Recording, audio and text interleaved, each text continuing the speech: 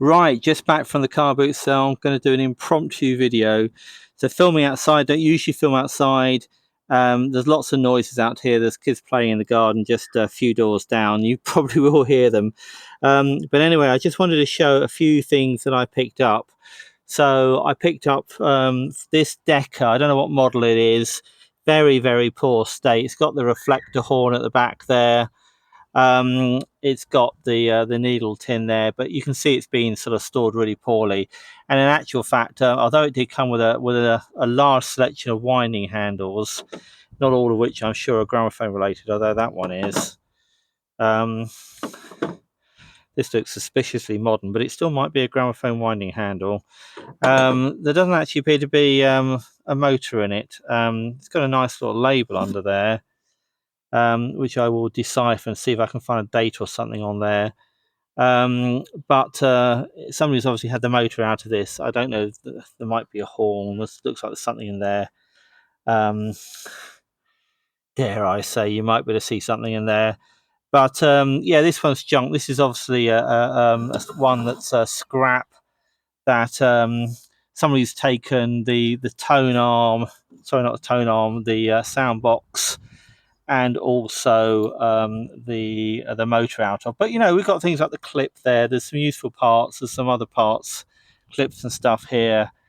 So I will probably salvage those out. So there's that machine. That's the one I found first, and I must admit, it was so cheaply priced. I didn't even ask. I didn't even check to see if there was a motor before I bought it. So that was £2. So that was less than the price of a cup of coffee. That machine there. And on the same stall was this machine here, which has got a big hole in the front where there is not supposed to be a big hole in the front. And in fact, you can see that it's got, it's supposed to have doors. There's the fittings for doors. I found one online actually whilst I was drinking my coffee after the car boot. Do tend to go for a cup of coffee after the car boot. And I'm sure it should have had doors. And this one, so this one here, this was a Decker, or this is the remains of a Decker. This is actually the remains of a Gramola there, so that's rather nice. Now, and it says manufactured by the Gramophone Company Limited, and indeed, this is actually a cheap machine made by the Gramophone Company, so it didn't have HMV on it. It has the logo Gramola. And you can probably see on the sound box there it says Gramola, but it also says Hayes Middlesex, which is a bit of a giveaway that it's something to do with the Gramophone Company. And it's got various controls. I mean, these are not unlike the sort of fake controls you see on the fake machines. And in actual fact, I did give the motor a bit of a wind, and the winding handle is very H&V. Let's see if I can get that to go. So you can see that it does appear to have a working motor. So who knows what sort of state the spring's in, whether it would play a whole record. But yeah, it's kind of hopeful that might work. Came with a sound box, sorry, not sound box, a needle tin as well with some needles in. Not opened that up yet. There's a couple of needle cups there as well. And again, this is a bit of a junker. I don't think this can be sensibly restored, and even if it could be, it just wouldn't be worth it really. So I think both these machines are really just parts. I think I'll probably strip them for parts. But this machine here, this was also only £2. So yeah, some nice bits and pieces on there. Apparently, the tone arm fitting on Gramolas is slightly different from HMV to stop you interchanging the parts. So we'll have to have a look at that.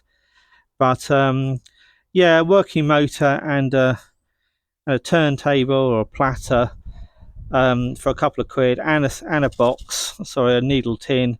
That's not such a bad thing at all. And I'm sure I can make use of the sound box. I can always make a little adapter. It's kind of like an exhibition. It's kind of like a HMV or Victor exhibition. Very similar. If you look in the way the springs are done there, it's set up for fibre needles as well. but the fitting on the back, it doesn't have the rubber isolator, and as I say, apparently it's a different fitting, slightly different fitting as well. So I showed the winding handles there, as well as these two machines. So these two machines were £2 each, so that's £4 in total. I also bought from the same person or the same dealer some records.